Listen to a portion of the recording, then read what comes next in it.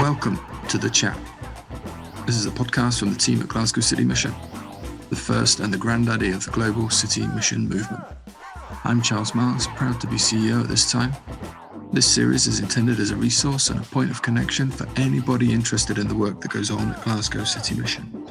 I want to speak to people whose passion, vocation, career, faith journey or life aligns with an aspect of the work and the rhythm of what we do. Many will have a faith perspective, some will not. Thank you for taking the time to listen. Please check out our website, our social media platforms. Click like, subscribe to our YouTube channel, and add us to your favorites. Feedback is welcome, but please keep it clean, keep it civil. Thank you. Hello everyone, this is The Chat. I'm Charlie Maasz, CEO of Glasgow City Mission. And today we've got some very special guests. We've got Tim, and we've got Esther, and we've got Tim. Which way around would you normally do that? When you get introduced, how does that go? Yeah, it does. So it's sort of Tim and Esther seems to flow. Tim and Esther. I don't know if the short name first. Tim. You know, on screen, Ant and Dec stand always in the same position so that people know that it's Ant and Dec, right? And then we do try and stay on brand as a couple. Yeah. Okay, good. On brand couple. You're looking good, by the way, both of you. So the purpose of the chat is to speak to people whose mission, whose lives, whose careers, whose vocations and call and discipleship journeys align with aspects of Glasgow City Mission's work. And as I just said in the conversation before I press record, both of you, your journeys currently align very strongly with Glasgow City Mission, and proud to say that you're both part of our teams in different contexts. And so we're overjoyed to have you as a part of that and the whole work of Glasgow City Mission. So we're blessed by you and we're grateful for you. But then the purpose of these conversations is to hear more about really your journey, who you are, how you got here, and how you came to be involved with us, because I think myself, I'm interested in this. I've also got a private, it used to be a guilty thing. I don't know when you were born, I'm not going to ask you, but when I was born, country was about as unfashionable as it got, right? You know, it was either secret, or you genuinely lived in the Bible Belt, or it was a parody thing, like a bit of Shania Twain maybe, but Billy Ray Cyrus was a joke, right? But I loved it, and we'll get onto that. All right. So why don't you now tell us about yourselves, if that would be okay? Sure. So our involvement with the City Mission at the moment, we both volunteer on a Wednesday. We take it turnabout, which is quite nice. We do the drop-in between 1 and 4. Yeah. And then the street team in the evening, and we take it week about normally. So I'll do the drop-in 1 week and the street team the next week, which is a really nice balance. Yeah. And I'm also working at the Overnight Welcome Centre on the twilight shift, which is great. Really loving that. Great to be involved. So that's between 6 and 11. It's quite a cushy shift. You know, I haven't got to do the whole night, which is good with young kids. They would be noisy the next day. So no, that's our involvement with the City Mission at the moment. That's right. And we've got a bit of history with the mission as well. Like, we've been kind of around. I'd say we've been around on and off over the years. So before we had Belle, who's our eldest daughter, we were doing some drop-in volunteering at the lunchtime. We had some ill-fated volunteering where I think we were the most musical people they had, and they wanted us to do Pro Tools classes. Yep. And we have no idea. They were like, you must know, you know more than anyone else. And we're like, we honestly don't. And I think people thought we were pure rubbish. Yeah. Guys are the worst. But we've always probably have abashment now. Yeah, more abashed now. At that time, we were like, I don't know any more than Ewan does about this. Maybe Ewan's like a Pro Tools. No, you will definitely know more than Ewan knows about it.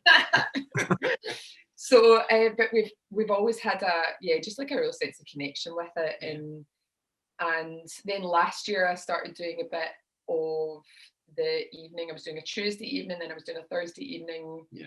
But it's been so exciting. And then this is the first time I've been doing the street work. Like, I've not done that before. It's great. Oh my gosh, I just actually love it so much. Is that like a massive eye-opener? Is that a bit intimidating? It must feel a bit visceral and a bit like radical sometimes. I love it. I mean, I literally I come back on a massive high. It's really weird. And actually when Tim goes out on a Wednesday, like I'll be like, oh, what happened? Tell me all the stories, like what happened. I don't know what it is. I think you do some things and there's kind of a fit for whatever reason, maybe even with your personality or whatever it is. But I love the street work. I absolutely love it. And I love being in the centre as well, but probably even more. It's nice to be in both, because when you're out on the streets, you're getting more awareness of what's going on at the centre. So it's, but I love being on the streets. I absolutely love it. That's great. So It's eye-opening. Absolutely. What do you think the value is of the street work, of the outreach work? What would you say the value is, just I'm interested in that. So I think it's, again, it kind of happens on different levels. I think that I absolutely hate walking past, being in town and ever walking past people. Like it always jars, it always feels horrible, especially if you're rushing. Like I've got to get to this place, I've got to get to that place, or you've got the kids with you or whatever. And so to know that you're out for 2 hours or whatever it is, or to go, that's your entire purpose of being out, is looking for people, and there isn't a rush. You're not rushing away, you're not rushing off to something else, but you're fully engaged with the person, with their story, we've just had so many incredible encounters with people, like obviously looking at how you can help on a practical level. Graham Stewart, who we both do the street work with, yes, absolutely amazing. Isn't he an angel? He's like an angel, I think. Actually, he really is. He's just so brilliant, and he puts his heart, like, so he's in it 150%, and Unbelievable. He's always thinking about the next thing he can do, the next step, the next thing he can offer. It's like the extra mile embodied, Yeah. No, him and Adam Ireland, have you met Adam Ireland? I shouldn't name check really staff to the exclusion of other staff. By the way, if any staff listen to this, I love you all. But two people in particular, Graham and Adam, I just worry that they would get together and create some sort of superhero duo, spiritual superhero duo, because they would just have this capacity to reveal, if I stood in their presence too long, the darkness of my heart would become very evident. I think that they're just too good. They freak me out. Like I'm just definitely not worthy, and they're amazing. We should make it's sure like a Galadriel, like a Galadriel Lord of the Rings moment. Yeah, keep them apart, heavens. Oh, that's brilliant. It's been great learning from Graham. Having him as a mentor on the streets has been really helpful. Because I think there's different ways you could approach it, but Graham certainly has a real gift and so much compassion. It's amazing. Yeah, huge. Really, really switched on and incredible. This is something also, honestly, sometimes with Graham, I'm like, this is a supernatural gift, right? He has the ability to hear what people say and understand what people say when it's almost impossible to figure out what they're saying. The unintelligible. Like Graham's like, okay, and having a conversation, having the other side of the conversation, I'm like, I'm sorry, how? That's a whole series of words of knowledge you're getting directly from the Holy Spirit. That's a Pentecost moment. That's a Pentecost moment. They were speaking in different tongues and they understood. Literally. Like so wild. I'm like, how are you doing that? So just amazing. He does really zone in with people. He's obviously experienced. He's been doing the street work for quite a long time. Plus he's been around the mission for a long time. So very, very good on a practical level, knowing. Nice to housing. He's good on the phone. He's got a good manner on the phone. He is pretty persistent, but he'll just keep thinking, right, what can we do? What can we do here? What's like problem solving all the time, trying to get a solution for someone, and he is willing to go the extra mile all the time with people. So it's been incredible. I think as well, so you've got the practical support, and then obviously working for a Christian ministry, it's not just the practical, not that the practical is not important, it's super, super important, but to also say to people, can we pray for you? Would that be okay? And offering that to people, and most of the time, people are really appreciative of that, and we've had some incredible encounters with people on the street where we've prayed with people, we prayed for people, the sense of God's presence has just been amazing, and we've had really beautiful moments where God's really been present, and that for me has just been such an incredible privilege as well. And so I know, just from your meeting the other day, there has been a lot of kind of follow-on thoughts as to where do you begin to take those encounters when they happen and they're real and people experience something.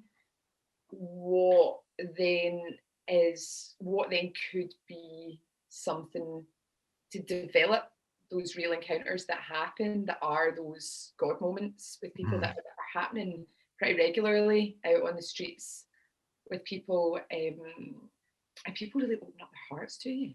Yeah, it's amazing. We actually had people the other day, we were praying with someone on the street, and 2 people stopped us and asked us for prayer. They were like, yeah. We were like, this is amazing. So do you think that's a sign that we should be moving out more? I think so. Yeah. Have I put words in your mouth there? I mean, would you genuinely think that? What do you mean exactly by moving out more? By more out building, doing more street work, you mean? Yeah. In that ministry, 100%. Oh yeah. I think having that presence on the street that is both practical and spiritual, because I think people need the two. Need the house. Street Connects, of course, are out there as well. Wonderful people. We love them very much. But I hear wonderful things about the outreach, and I always, because it's my job, I think, to always say, okay, it's great to do that stuff, but why or what for? So I'm very interested to hear back the value that you find that's in that service, because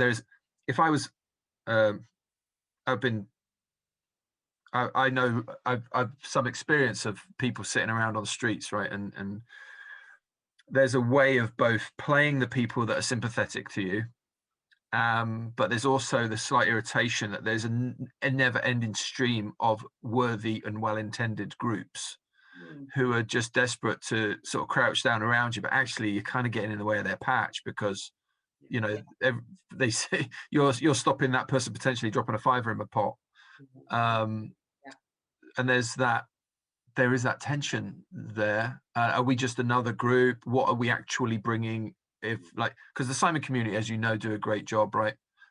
Anybody listening, by the way, we will get back to who these people are. They've not told us anything yet. We've gone on about Graham. Everyone knows about Graham now. Good. We'll get back to this. It's the Graham fan club, actually. Right. Just pray he never listens to this. He'll just start, you might get, he's too humble to get big-headed, isn't he?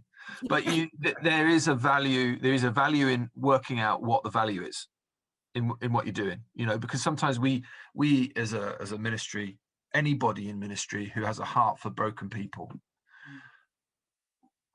in order to appease their own sense of injustice in the world and the open sore that we feel, we feel the world's pain, you want to go and do stuff and feel like you're putting a balm on the whole thing. That really, a lot of that is about how I feel. It's about satisfying my own need to be seen and feel like I'm doing something.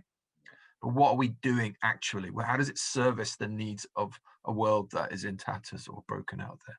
And so it's very nice for you to feed back to me. I appreciate that very much. So come on, about yourselves. Right. Well, right back to give us all. You raised in Christian circles? Did you meet at school? Did you what happened? We met. When I left school, I worked for a charity down in Bristol called NGM, which was I came to faith in Bristol. Did you? I was homeless in Bristol, and I got I can't. We're not going to do this now. It's too much. We're going to have to do another one. Cool. Bristol, go on. You work for a charity outside Bristol. It was Thornbury, just outside. Thornbury, yes. I was there for 2 years, I think. Yeah. And then I came up to work with Queen's Park Baptist Church, doing their youth work and schools work. And that's where you were going to church. Yeah. So we met there doing youth work together. What year was this? That will have been 2012. Oh gosh, you're really young. 2012. Sorry. That's just a big lie. That's a big lie. That's a massive It's lie. like 2001 Sorry. or 2. When the crypt was there. Yes. I remember that. The band was great down there. I took my daughter there. That was you. Yeah. That was great. It was good. There was a praise song I heard down there for the first time, and I was just like, boom, that was terrific. The pool table, the hatch servery, the cool dark lighting. Yeah. I loved it very much. Done really Glaswegian children. Yeah, it was a great time. So we met then and did a bunch of youth work, family work. Yeah. Connecting in with the families of the kids that were coming to the Friday night, which was pretty wild. Yeah. The Friday night youth club there was quite. It was wild. Out of control at points, but it was amazing. That was great. Yeah. So amazing. So we did that, and then we got married in 2004. Uh-huh. We then both worked for the Church of Scotland for a while. Yeah. I worked at Rainbow House. And you did a bit of work at Rainbow House. I did, yeah. And also the Salt Market Project. Yeah. Oh. And around that time, we just started. Actually, let's go back a little bit further, if you like. You had been playing music for quite a lot before that, hadn't you? Mm-hmm. What year was that you really started? 2000 probably. Yeah. So yeah, 2000. So in 2000, when I was 10. When you, so you had a band back there, didn't you? And you did the whole kind of record deal thing. Yeah. Come on. What was the band? So the band was called Ashton Lane. So we've just basically kept the secret. Kept the name. We resurrected the name later on. No hard feelings there from the other lot. No. Still pals. Good. But yeah. So that was it. Yeah. Sorry, anyway. Yeah, that was that really. Okay. And then whilst we were working at the Church of Scotland, we started just playing a bit together because we hadn't really done too much of that. Little bits of worship. Little bits of worship stuff, little bits of performance stuff, and we just started gigging around a little bit. Bought a camper van. Bought a camper van, did some gigs around Scotland. And it kind of just evolved from there, didn't it? Yeah. Put some albums out, set up our own little record company. And that was probably the next 10 years. Became a workaholic.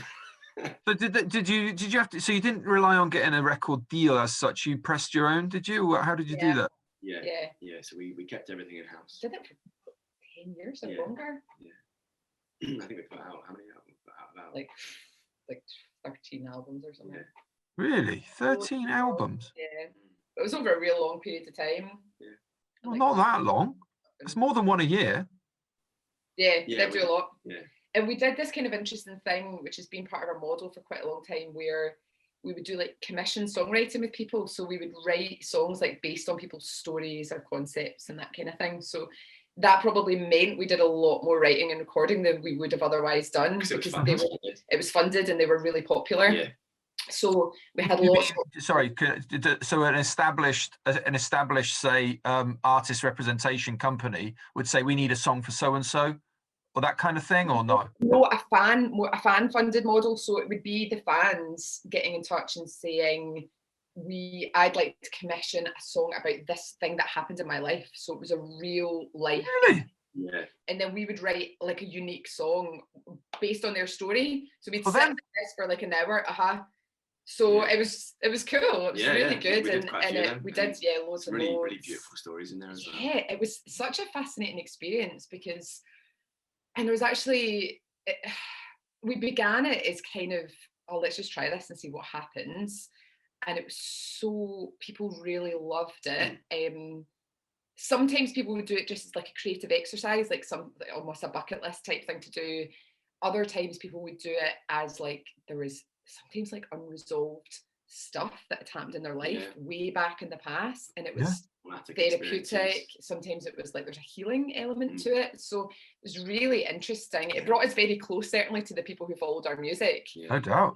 I mean, we had really fascinating stories where there was like a poem that he'd written maybe like 20 years prior during the breakdown of his, in fact longer than that, during the breakdown of his first marriage, and and his kids were young at the time that his marriage broke down, and but there was a lot of like unresolved pain within the family, and he got in touch with us. I don't even think he'd thought it all through in terms of, there wasn't necessarily a specific outcome he wanted, but he was like, I want to write a song based on this poem, and then he just told me the story, and it was really sad. It was like, a story about the breakdown of his marriage, and his kids were young, and the pain and the regret, and seeing his own mistakes in it. And, you know, like, it was really moving. And then it actually makes songwriting incredibly easy, because when you have the concept of what the song is about, you have the story, the song just tends to sort of Sure, it writes itself. Yeah. Itself, basically. Yeah. I'll send you over, Charlie. It's called the song's called The World's Other Side, and it just kind of gives you an idea of how these projects came about. But it was fascinating, you know. A lot of them made so it interesting. Albums, so that's because some of them were the best songs I've ever written, because they just but they're channeled from from truth, from people's truth, and what comes from the heart speaks to the heart. Exactly. And a lot also, it sort of widens, because your own life experience is quite limited in lots of ways, and quite often you'll write about, as a songwriter, you write about third party things that happen. It's not always, you write about seeing this happen to this person, so you write about that. So it's actually very similar to the way you write anyway, but then it's an amazing experience for the people who follow your music, because they're like my favorite band is just writing a song about, you know, my life. So it's, you know, even thinking, I was thinking about like my mom and dad, like they're massive James Taylor fans, and you put yourself nothing wrong with James. Like if they somehow James did this, and you could get him to like write a song about their life or something, it would just blow your mind. Life would be complete. You know what I mean? This is it. So it was, for the people who enjoy your music, and it's quite unique. I don't really know any other bands that have sort of done this. So it, like, in exactly the sort of same way we do it. So it's been it was a really important part of our model. We also had to be creative, because we were a completely direct to fan model, if you like, as a record company. So we had to be innovative with how we did things. We couldn't necessarily just rely on, certainly not on things like streaming and stuff. You know, so we had to be, and we did, like, even our albums, like all our albums are signed, and everything was as personal as it could be, to try and kind of close in those relationships, because it didn't need to be huge. It just needed to be enough and good for the people who music. So that's the model we've had. It's been very interesting. We've learned a lot about, we've had to drag ourselves out of chaos at times. Like, I think probably we're very creative people. The organizational bit was more of a challenge. But that's been really good. I feel like we probably 2 years ago, I was at quite a low point, like feeling my life was unmanageable. Like, the business had grown, but it was just like chaos, and finances were like, everything was just a mess, and it was just so hard to manage. And I didn't really have a lot of, like, even things like productivity. I'd never really done any learning about productivity or using a task manager, or, you know, like basic stuff. I just sort of like panic. This is a dream. This is the dream. I've got to remind you that you've created a monster ultimately that is whipping its tail around, and you're trying to hang on to the back end of the tail and feeling like you're no longer in control of the beast, right? I guess that's the sort of thing that I'm hearing. And but for most artistic people, because you would, like me, would have seen the flurry of stuff coming from the arts community saying, oh, this COVID's just killing the arts and blah, blah, blah. My personal view is that actually you wait and see what art has been produced and nurtured through this. It's going to be absolutely immense. But what you're describing is a dream scenario for many that aren't necessarily, you may say that you're not organizational, but you're certainly entrepreneurial, because you've been able to think of new ways of developing a support base, a fan base, and growing that with you and connecting with them in an intimate way, deeply intimate way, which is fascinating. It's very innovative. And the organizational stuff did come. It was like a gun to the head moment that I'm like, I'm going to have a nervous breakdown if I don't learn how to organize my life. So I went on a massive, like, and I'm a fairly obsessive person. So, like, if I get into something, it's now like, this is my new thing. And I'm like 1,000,000% into it. So I read like every productivity book under the sun, pretty much. And, like, just was like, I'm going to wrestle my life back under some sort of control or like order, you know, be able to. And I think it was good. And that, like, I feel now I have developed a skill set that I wouldn't have had any other way, and possibly it did take it getting really bad. So it was like, something has to happen now. So that was really good. There was probably elements that now that it was a little bit white knuckle rides, like, I now need to control everything with an iron rod because I know what it's like when my life's chaos. Yes. So I feel like maybe there's a moment now that I'm like, Well, you realize how compatible that learning curve is with the work of the mission.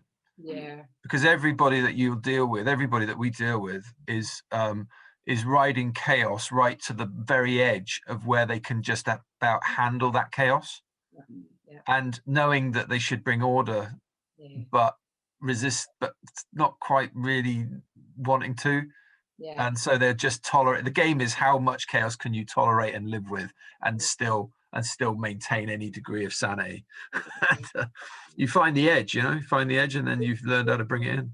And I think, I remember having some conversations with people at the mission when I was volunteering at the drop-in, and it was around addiction. So I think the person I was talking to was battling with drug addiction, but you see so much in just normal everyday life, extremely compulsive behavior around spending, around internet use, around workaholism, like maybe more socially acceptable, possibly levels of compulsion. But it's exactly the same. And I think like moving, somehow seeing ourselves as workers or volunteers at the mission, as in where are the areas of massive compulsive behavior in our own lives? Yeah. How do we get liberated? Yeah. I've been doing a bit of a Bible read through and doing the sort of Bible in the year type thing. So I'm like working my way through the Old Testament and being struck by how much God describes himself all the time as, I'm the God that brings you out of the land of Egypt. It's like self-identity. Out of bondage. I am your liberator. That defines himself so much like that. And I think becoming aware of our own addictions, I think for me, workaholism, especially when it was a business that you were running yourself, it was, oh man, it was not good, and never know when to stop, never know when enough is enough. Like really, it was really an addiction. Like you were spending a lot then of time trying to communicate message out, presenting yourselves. Did you find at any point that so firstly, that means that you had achieved what most people would deem to be a good and satisfactory level of success, but the price is that you start to lose yourself in it. Is that right or not? Yeah, so I think the workaholism, one part of it was just trying to keep my head above water. So where an organization that you've built, or even a small little tiny company that you've built, becomes unmanageable. So there was that. I feel like, I don't know, we have been, do you want to say I've been like talking crazy since we talked so much? You're in the flow, that's fine. You just shut me up. Like, okay, I'm going to speak now. So I think you need to be careful of things that you build that are mini kingdoms. Do you know what I mean? That you're the center of, actually. And they can very easily, not that there's anything wrong with it, because I appreciate like we are culture creators and that's good. And there's a good element to that. But I think there's a danger, especially around around anything, where you build a kingdom and you are kind of the center of that kingdom. I don't think it was always, especially, I don't even mean balance, like I think balance is bounded around too much. Like I'm not sure our lives as Christians are necessarily all about balance, but it wasn't always healthy, if I'm honest. Like the level of workaholism, I think addictive behavior in whatever way steals from you. So I mean, I look at when my kids were really wee, and you did a lot more childcare when my kids were little. I'm like, you'll never get that back. Mm-hmm. You give in to addiction of any kind, some things are gone and they won't come back. Mm-hmm. So I think we came to a really interesting moment. I mean, our business was becoming actually really, really over the last year, the business was developing a level of success that we've not known before. I think there was a couple of pivotal moments for us, and actually probably a couple of pivotal books that we read that really helped to shape. The first one was a book called Essentialism which by Greg McKeown. And the tagline of that is the disciplined pursuit of less. The concept is that whenever you say yes to something, you're saying no to a million other things. So you have to be incredibly careful what you say yes to. And figuring out what you are pursuing is hugely important. So that in the first instance, that helped us from a business point of view. It really did. It helped us to kind of focus down on what we were doing. But what was it? The trivial many and the vital few. Yeah. So focusing on the vital few and discarding the trivial many, even when it looks great. Yeah. It's not what you're kind of, I guess, called to do. So it helped our business, but then I think that went to set us up for, I guess, where we are just now as well. And then, so our business really relied on Facebook advertising. That's what moved the needle. That's what took us from a financial point of view. A kind of just making enough to actually going reasonably well. Very well. Very well. Yeah. So that was great at that point. It was going really well. And then and a lot of you probably will have read John Mark Comer's book, Hurry. The Ruthless Elimination of Hurry, that's the one. So we read that. We took an extended holiday after the COVID lockdown. We had 3 weeks on the West Coast and read that book. And that was pretty transformative for us because it painted Facebook in a light that I think is real. That Facebook's whole thing is about stealing attention. It's the way it's set up, like it's addiction. The way you swipe on your phone, it's like a gambling slot. You know, it's like a one-armed bandit set up to release those endorphins, and it's terrifying how it does that. And I think for us, effectively being purchasers in Facebook, we were buying people's attention. Yes. So we cut that all out of our own lives. Yeah. TV, ditched the telly about 6 months ago. All social media. The kids. They weren't too happy about the telly going, but anyway, it went. They're great now. They're so much happier. Yeah. Josh was lying in his bed the other night saying to Bill, "Do you remember when we just used to watch loads of telly?" The halcyon days. The glory days. Yeah. So yeah, we went. I mean, we are quite extreme as a couple anyway, so if we do something, we'll do it pretty full on. So we got rid of the telly, we put blockers on our phones, we stopped using Facebook other Instagram. I haven't used Facebook for weeks. We used it for work for a little while, but I just haven't really used it, which is great. I don't like it as a platform anymore. So that was really liberating for us, and the amount of time it brought back, the amount of our family relationships was so much better. The conversations we were having was so much better. The time with the kids was better. Time with Jesus. It was just everything improved. And we were like, all right, we really can't be buying people's attention on Facebook. We've got to stop that because it just doesn't sit. It doesn't sit with who we are as people now. So we stopped.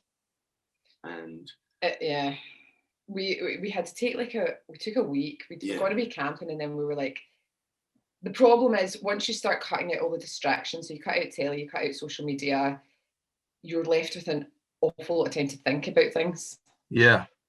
To quite a thorough degree.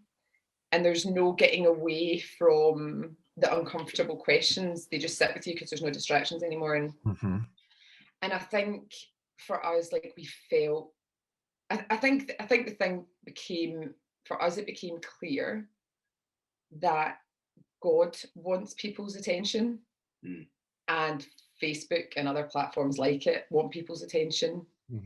And by investing so heavily, like really serious amounts of money in platforms like Facebook to purchase people's attention, we came to believe that it was working at cross purposes with God's kingdom. Yeah. And and also obviously Facebook's political stuff. Like I think for a while we were saying, Facebook's just neutral. Yeah. It could be used for good or used for bad, but we came to believe in our heart of hearts that actually Facebook isn't neutral as a platform. It doesn't. Its main purpose, and I think we did a lot of thinking around this, but that nobody gets up in the morning and has a to-do list for the day, an intentional list for what they want to do, and puts like scrolling Facebook for 2 hours somewhere on that list. Like nobody in the history of ever has ever done that. So in order for Facebook to sell your attention to advertisers, you have to steal it at the very least against your better judgment. It's seductive. Constantly seductive.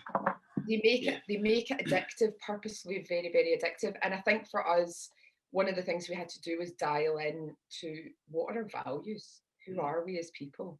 And if our values are, for instance, helping people to get liberated from addiction, to then invest enormous amounts of money in a platform which actively promotes addiction was a bit like funding yourself to do ministry with people who are on drugs by pushing drugs to other people. Now we've got worlds on worlds now of conversation to have, because of course the counter argument would be that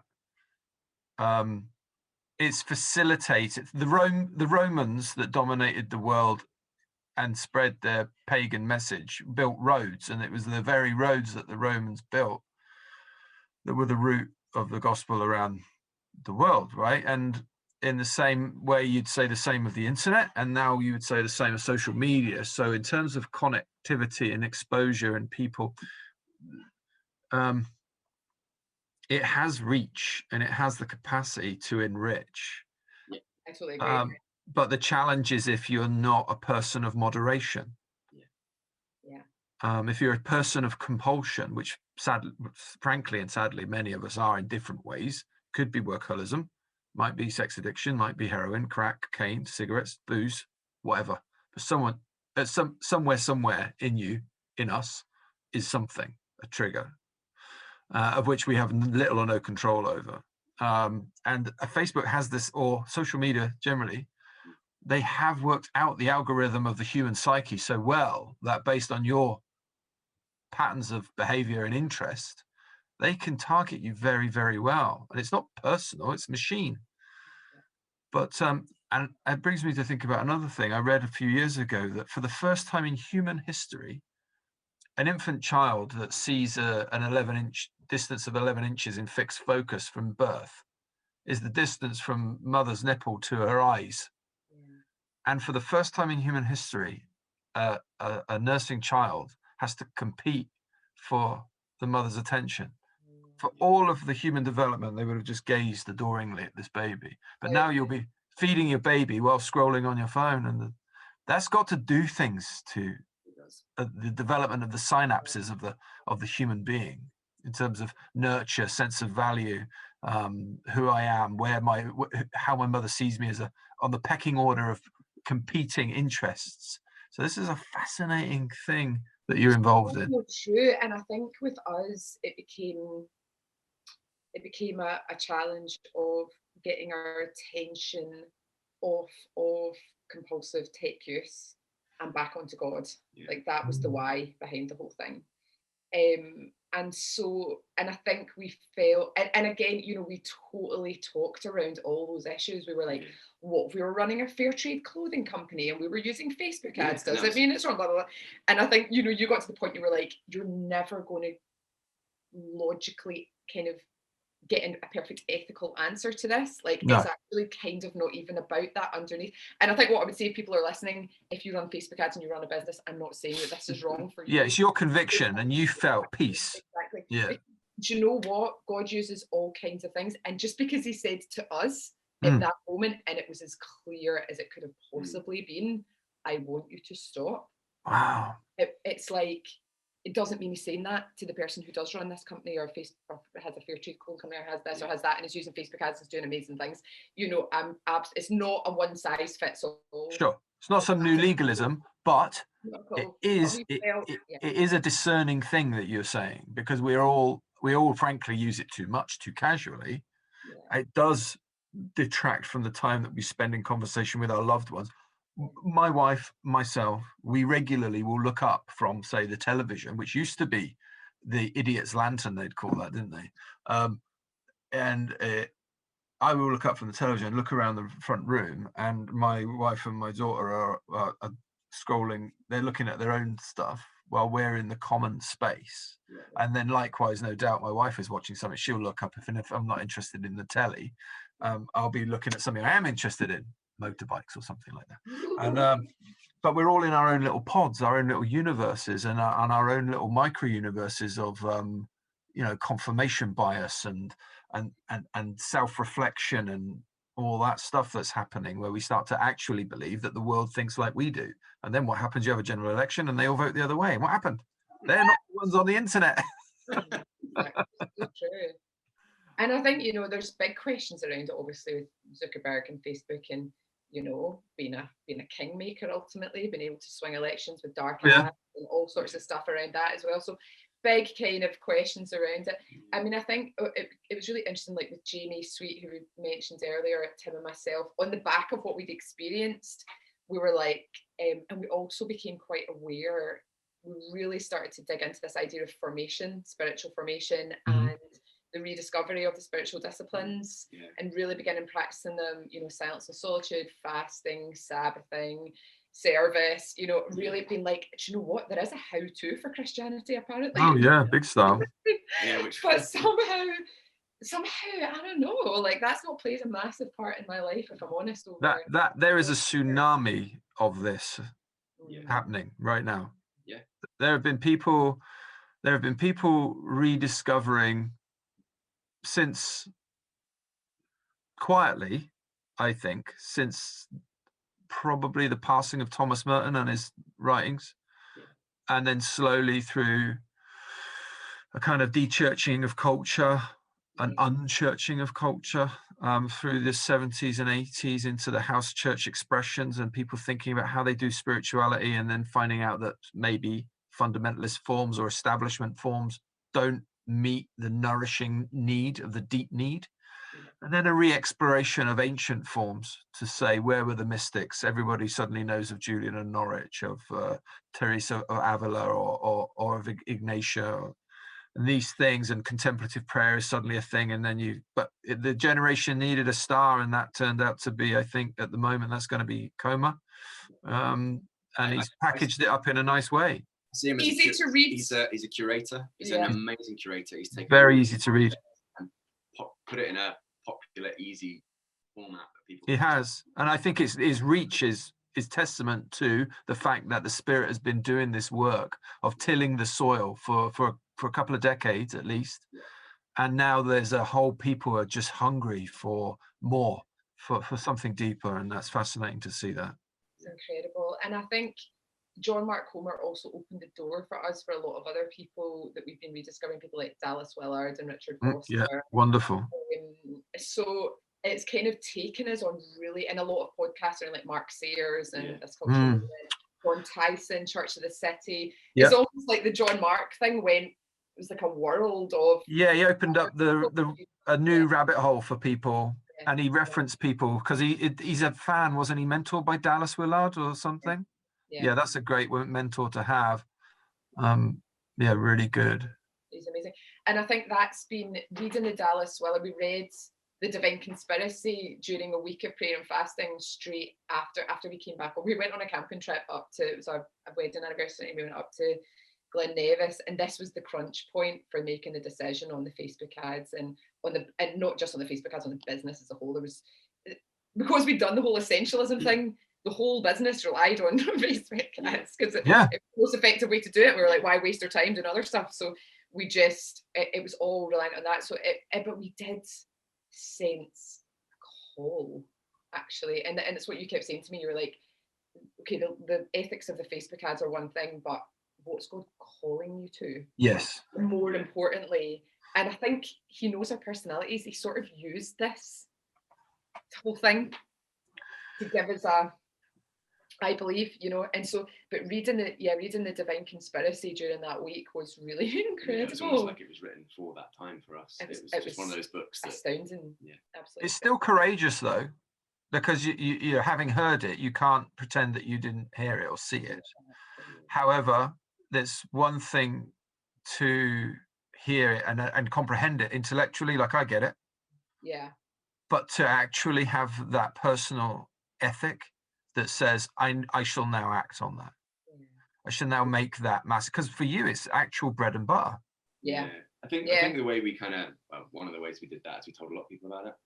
Because I think when you make yourself accountable and you bring people into your conversation, if it was just me and you, we could have kept it quite quiet, and we could have gone, do you know what, it's all right, it's fine, we're just going to go back to the nice easy route of Facebook ads and all that kind of stuff. But we brought quite a few people along with us.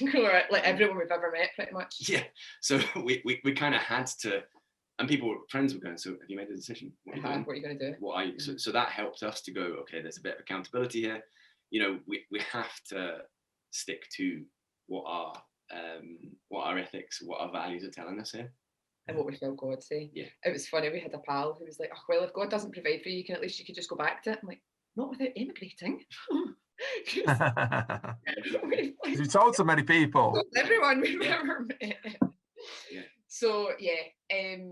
How do you connect? How do you now connect then with because one presumes that as artists and as musicians who have been raised in the way of music and performance and all the technical aspects of it as well, that it is not just what you do, but it's sort of essentially who you are. You're creatives, right? So how then, if the lifeblood of your creativity is no longer the audience necessarily, or is it still, or is the lifeblood of your creativity now your abstinence from the audience? I mean, how's that going to work? That's got to be a shift. Yeah, there's been a few shifts for us, and that's a really good question, one we probably haven't fully explored yet, I would say. I think so. When we decided to stop the business, we were like, okay, we're going to need to do something. So we did a bit of vision planning as to, you know, what would we like, and it was interesting. So I said I would like to. I'm really passionate about worship. I've been leading worship for a number of years, and it's something that I've always wanted to pursue more. So I said I'd love to do some worship, and I would love to do some work at the mission, because I actually see them as two sides of the same coin. I think worship and service, or working in ministry, that they have to go together, I think. And within, how long was it? 3 months. Within 3 months. We actually prayed it would something would happen within 3 months. So the church gave me a day a week heading up the worship team and doing the online worship stuff at Queen's Park. And I randomly got a call about the overnight welcome centre, which was amazing. So it was a real answer. I was like, you are kidding me on. Yeah. It was bizarre how it came about. So I think there'll be, certainly from a worship point of view, there'll be a bunch of creativity, and that's a real creative outlet for us. I think as we settle into that, I think we will turn our creativity to writing within that context. And I think in one sense, it just doesn't really go away. Yeah. No. Did you ever meet a guy called Martin Chalk? Martin Chalk is a guy from Paisley. His parents or his family had the church called, it used to be called the Miracle Church, but it's now called Moss Vale. And he became the worship leader of a really big church in the US called Seacoast in South Carolina. Seacoast? Yeah, I think Seacoast. And they've got various plants, and it's a mega affair, but he's been a full-time ministry worship leader there for at least probably 20 years now, I think. Yeah, I don't know if he's had these same issues, because I guess if you've got a vehicle, let's say it was QP, let's say they expanded even more than they are already. I guess there is potential to make worship and leading worship actually the career. I guess, I don't know. Definitely. And I would say, actually, in terms of feeling liberated, and some of probably what is the desire beneath the desire, if you know what I mean, it's definitely been a massive net positive outcome, because it's interesting. I think with I think often as well, you're not just one thing. So, yes, we do songwriting and whatever. I mean, I am passionate about theology. So, I read, that's pretty much all I read is, theology books. I It's been on my heart to maybe like study theology. I love being at the mission. I love worship. There's all these other things that I love. I sense of like I have a huge amount of energy out of like running the Presence Lab with Jamie and Tim at QP, seeing people experience liberation from tech addiction, and then it kind of knocks on onto other things. So I sense, and even like, you know, it isn't, one of the things that I do think can happen with music or whatever, especially with workaholism, is that it can become like all consuming, and there just isn't, that's a bondage, like there's no freedom in that. And so partly what this was for us was a very active, and in a way I have never experienced before, and it was genuinely terrifying, an active exercise in trusting God, because, and I think what you don't realize is you don't realize the false beliefs that you've taken on until you dismantle them, and you have to trust God. Then it becomes very obvious that in fact you don't trust God, you trust yourself. Yeah. And so, and you know, but this God is my provider. It's like I just didn't believe that, and I didn't act like it in any way because I was micromanaging everything. And so to actually for God to get to a point where he's like, you are going to need to get out of the boat and you're going to need to trust me. We were cornered. It was like we felt we were cornered, but in a good way. We had to get to the point where God either was our provider, or he wasn't. Like, is it true? Is it not? Yeah, is he the Lord of all or not at all? Exactly. So we were like, well, I believe it. So we kind of had to step out of the boat and just do it. Yeah. And it was, I mean, I'm not going to lie, it wasn't like it was a smooth ride necessarily. There were days I was just like crying. Like, I honestly think that the people that are driven to try and explore a career in artistic endeavor have to have the kind of mindset that says, I'm prepared to do this, whether I become rich or if I stay poor or whatever, but what is in must come out. It's literally the Luther thing. I stand before you, I can do no other. I can't do anything but create. Van Gogh could not have not painted, you know.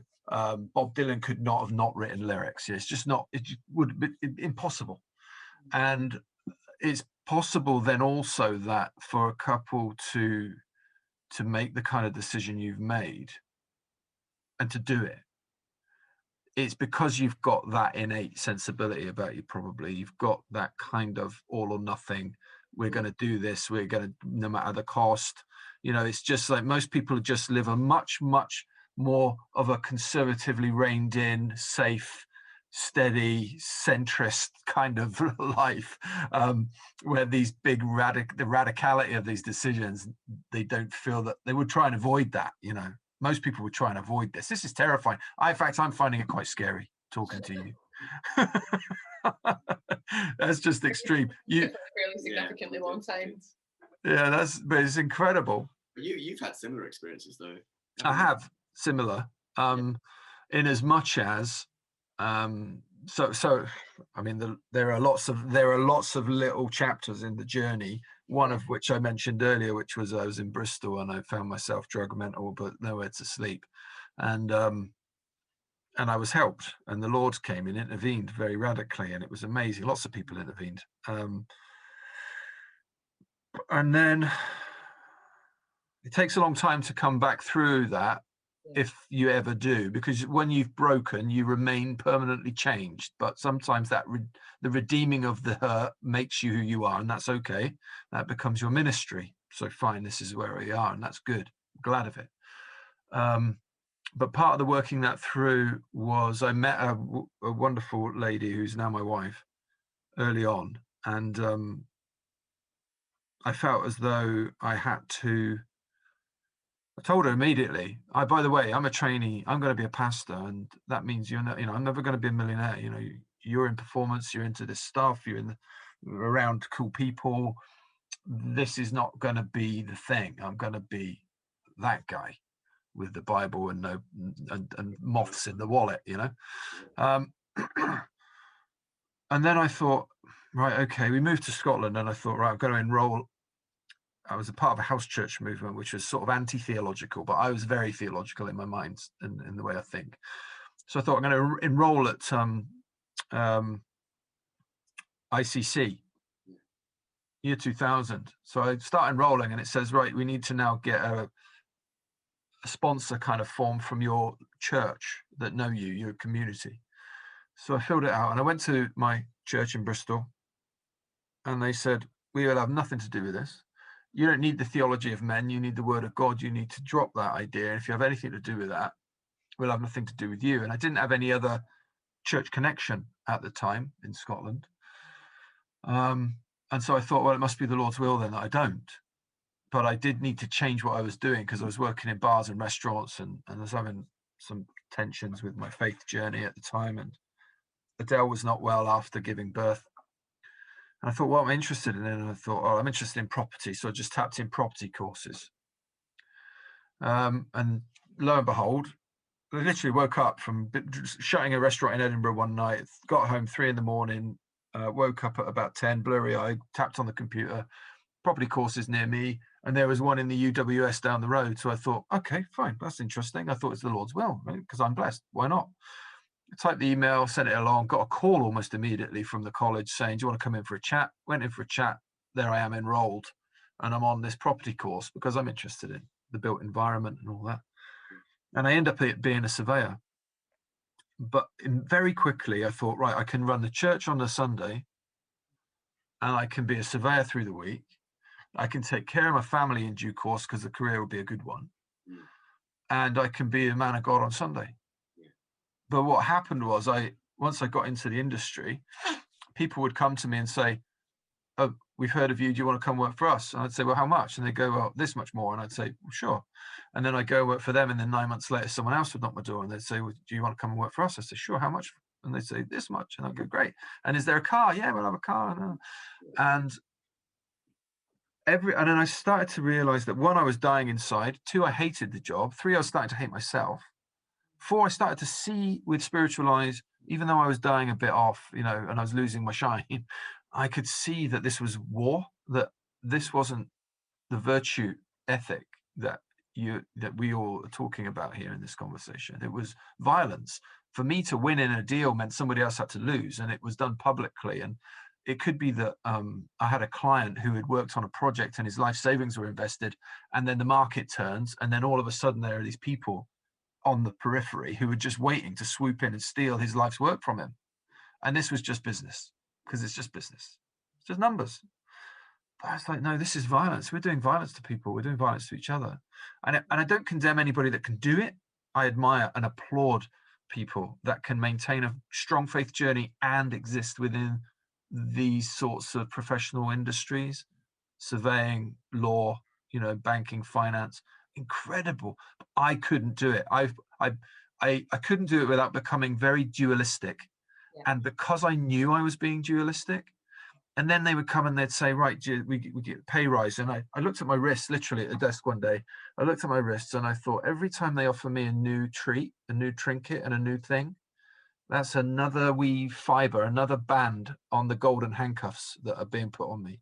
And I'm getting to the point where I can't afford not to do this.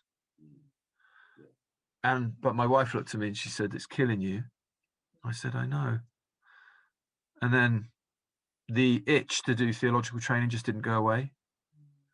And we were thinking we would move to Portugal, but it didn't happen.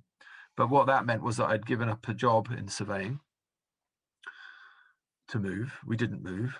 I started rodding drains and putting leaflets indoors just to make ends meet, and enrolled eventually at the Baptist College, Scottish Baptist College, and enjoyed 4 of the most immersive and beautiful discipleship years that I've ever known, and really was able to ask the big questions, really just to exercise the things that have been going on internally with fellow sojourners, with fellow disciples, around the small classrooms, and talk about the authors I'd read about and had learned from.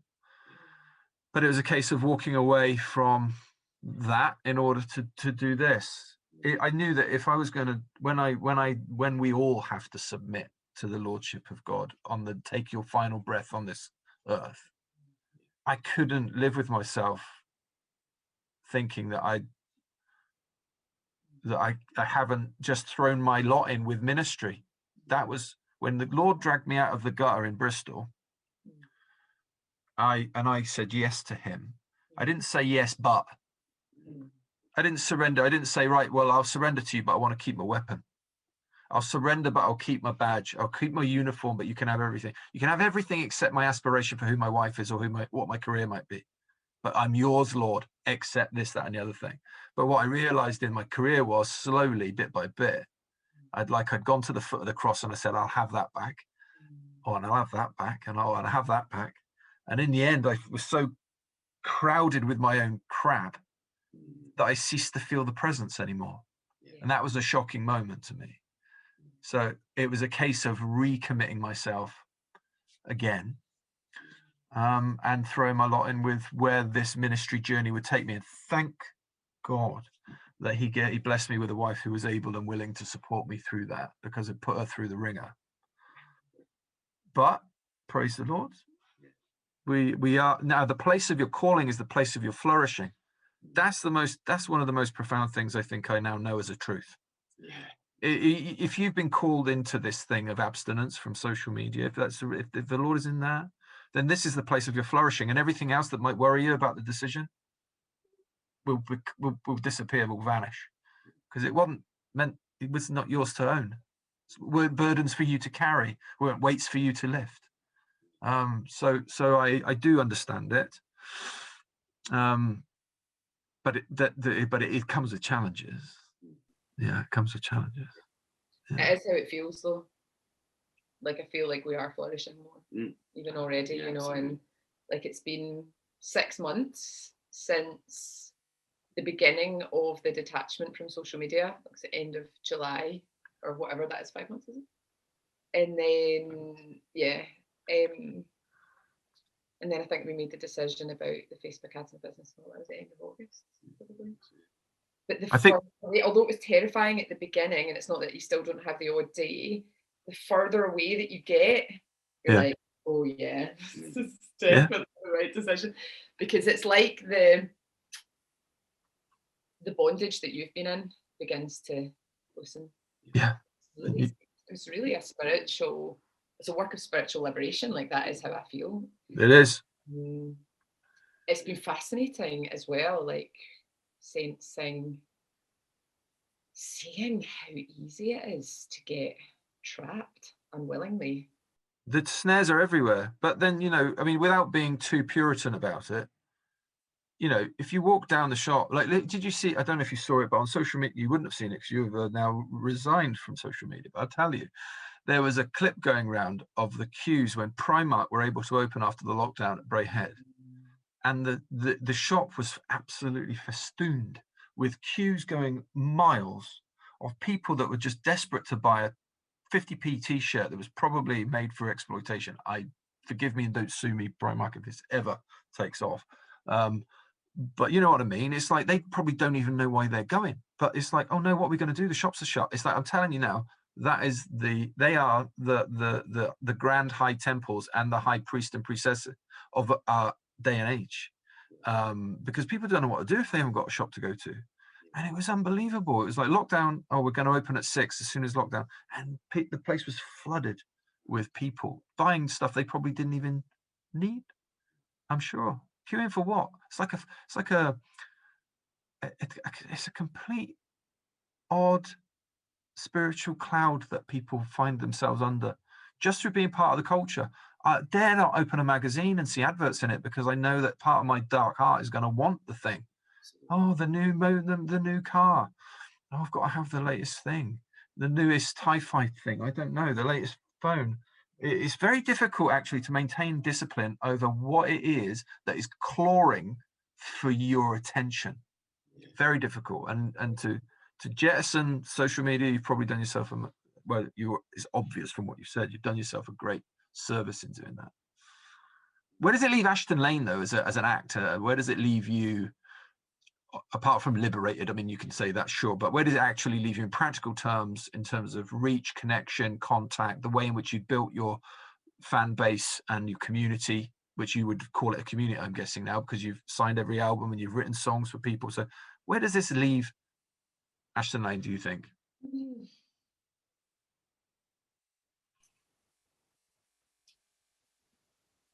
So we still have contact with the people we've built so far, with the kind of audience that we've had. Without the Facebook advertising, it pretty much means it's just not growing in that way any longer. So it was all based around a mailing list, and all different kind of stuff that we do. It was all based online. So that's just no longer growing, although we still have some contact, obviously, with the people who have connected with us thus far. I don't know, if I'm honest with you. I think there was a sense, I would say, in the calling that it was like a significant move towards Christ being the very explicit center. So if you're working for the glory of something, you want to be working for the glory of Jesus. And I'm not saying you can't obviously do that through music, you definitely can, but it just, I don't know, like, I don't have all the answers as to how it will all work out ongoing. I think I just maybe felt like I needed to put it in God's hands, and and I feel quite at peace about that. Like, I don't feel I do feel at peace. I do feel liberated. I mean, I did an amazing ministry course with Bob and Gracie Eggblatt when they were here. That a lot of the guys from the mission were on as well, and it was Tierra Nueva. Just to give a shout out to Tierra Nueva. Yeah. Marion, our chaplain, is on the board of Tierra Nueva UK. Did you know that? Do you know Marion Carson, our chaplain? Marion, yeah. And she was on the course when we did it, actually, but I didn't know she was on the board of trustees. She's amazing. So Bob had this teaching that really hit me like a ton of bricks when I heard it, and it was about, like, when Jesus came and called the disciples, he asked them to lay down their nets, and he was like, "What are your nets?" And I was like, "I know exactly what my nets are." But it took me a wee while. It was probably I probably heard that teaching, and I was like, "Jesus, I want to lay down my nets. Like, I'm happy to lay down my nets." But it's almost like God's like, he does it in his time as well. Even if you're willing, he's like, and maybe even it's fascinating. I think you're probably the same, Charlie, looking back through your life in the corporate world as well. That I would imagine tons of what you've learned have equipped you now in this role. No doubt. To run the mission and to know how to operate within a large organization or organization. Well, I want to caveat that quickly and say that the difference between you both and me is that I was appalling at the job because I wasn't. And I tell you why, because my first part of my growing up, I worked in the restaurant sector, and I loved it because it was hospitality, and I'm all about that. I learned more about the psychology of people, about what motivates people, what triggers people, when they're going to kick off, whether they're feeling good, bad, sad, or what. So, in terms of the seminary of life, it's a bar, and that worked for me. I then became a surveyor because I wanted my beautiful wife from a good background to not go without, right? But I wasn't wholly invested in it. Because I knew that I was cheating. I was trying to go for the gravy, and I knew deep down that I was selling my soul for this. I had to have more trust that my wife, A, wanted me to be me, and 2, my God had called me to be something. And so I was actually rubbish as a surveyor because I was compromised, But that taught me a great deal. I mean, that helps me a lot today because I know authenticity when I see it, and I know when I'm not being authentic, and that's helpful to know. If I might ask, then why country? How did that happen? Did that just happen? You just found a sound when you worked together, or what? Yeah, so I've kind of always been into kind of Americana sort of female singer-songwriters. Yeah, I love it. Bonnie Raitt. Do you like Bonnie Raitt? Love Bonnie Raitt. Yeah. Sheryl Crow. Love Sheryl Crow. Sean Colvin and all these people are my like, big heroes growing up. So that was. Do you like Alison Krauss, or is that too much? No, I really love Alison Krauss as well. Yeah, I do. And so that was my kind of people. That was my influences, and I was even after the original incarnation of Ashton Lane disbanded, I did a solo project under Esther O'Connor for a while. Esther just first of all, and then Esther O'Connor after we got married. And then me and you and my brother went out to Nashville in 2010. That was quite interesting. We actually, so we had we were doing all the kind of Twitter stuff at that point, and this guy got in touch, and he was a producer. He's like, I really like your music. I'd love to get you out to Nashville. And you hear that quite a lot. A lot of people message you. Yeah. And then I checked it out, and I was like, right, I'll just check this guy out. And this guy, he produced like Bob Dylan and Janis Joplin and the Beatles and all this kind of stuff. So he arranged this trip for us to go out to Nashville and meet some people out there, which was great fun. But I think from a sound point of view, we whilst we were there, we were just like, oh yeah, that's kind of almost kind of what we do already, pretty much what we do already. But it wasn't particularly popular in the UK at that point yet. So it was a time Lady Antebellum had their big Need You Now hit, and this is people actually listen to this stuff out here. That's amazing, you know. Yeah. So we that did and we'd always more comfortably put us in a camp. We'd probably been quite conscious to not go too far into that thing, and be thing, more kind of UK sounding. Yeah. I think being in really helped shape us to just we were just like, this is what we like. Let's just do this. Let's do this. So. And not try and compromise it. Really, just be like, oh, this is actually quite fun to make this kind of music. And I think you were probably like Americana pop rock type stuff, and it's just what we like. You know, I was a bit of a 90s early noughties kind of sounds, and I like Counting Crows and Matchbox 20 and that kind of Americana rock type stuff as well. So that's probably, and sort of feel good melodies and things, that's probably all in there as well. So it just kind of came about, but I think we're pretty excited to write some worship stuff as well. I mean, we're super excited about that too. And I just feel like your life doesn't need to be a success project. And I kind of feel like if your life is a success project, it's probably not necessarily like the healthiest direction. And it's okay to just do some church gigs or just do some wee gigs or celebrate. It doesn't need to be world domination, you know. I've got a passionate thing about this. Can I share it with you? Forgive me for interrupting you because you're my guests and I shouldn't do that. But with our dance school, so we've got a dance school, performing arts and stuff like that. So that's very much our life here in the home. It's either dance and performance, or it's theology and church and mission. And that's the odd mixture. Right. Yes, it's a blend, all right. But one of the things we notice is, both in theological terms and arts terms, is that the true artist does it whether it makes money or not. It's art.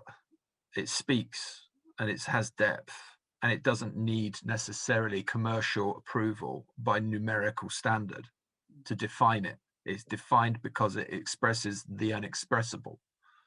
It is something touching the ineffable, and it is at best transcendent, which will be when you turned a poem into a song for a person, it would have been something transcendent, I'm sure. And there's that tension between turning art into a commodity, which does it continue to be art? Is it simply entertainment? And so your call to artistry, yes, doesn't need to be about fan bases or any kind of numerical measure. It's just do what's within you to do, and everything will work out just okay, I'm sure. I don't know if I'm saying that out. Who am I talking to? I'm talking to two people who actually do it. I'm sitting in my crazy jumper in my crazy room, talking like Yoda. I know, and it's and I think where something has dominated, I would say, too significantly for a really long time, it's quite good to, like Bob says, lay down your nets and just follow Jesus and see where it goes. And actually, the goal of my life is not to be a successful musician. You know, the goal of my life is to follow Jesus. Yeah. Where does that go, and what does that look like? Yeah, it's hitting me with a big picture right now of is at the end of John, end of the gospel. and Jesus goes back to make breakfast for the boys, but they're back out fishing with the nets, and he's on the shore with the fish, and he's made breakfast for them. It's like they left the nets, but they went on their journey of discipleship, as much the journey in as the journey out, and they end up back with their nets, but probably very enriched in terms of the capacity to find true value and meaning and impart that, So this is a wonderful part of your journey, I'm sure. And we're very privileged at Glasgow City Mission to have you both along for part of this journey and for us to journey it with you. So we're grateful for that. Do you sense the way that I was wrapping this up? It's good. It's good. I like it. I'll tell you what, I'm getting used to this. Very pro. Yeah. Thanks. I am going to wrap it up because I've got to head off now. We've got the Gathering, which is a Friday event at the Crimea Street Centre, which used to be online during the first bit of lockdown, and we've gone back to just being very present, incarnational. But they're having the final one of the year. This recording, for anybody who might listen to this in the future, it's the 18th of December 2020. So what a fine time it's been. One day soon we'll get to see one another in person. And no doubt, I think there's probably a lot more to be talked about as well in the future, because there was one thing actually that we're not going to talk about today, but I do want to talk to you about. And that was both a shared vision, I think, that you both have, could be wrong, about models of community living and so that's something very very much high in my mind at the moment. It's part of the vision work that we've worked through and we're working through, and it's an ongoing piece of work that the mission is working on. So another time perhaps, but we would be nice to talk about that. So thank you both. Thanks so much. Very, very much indeed.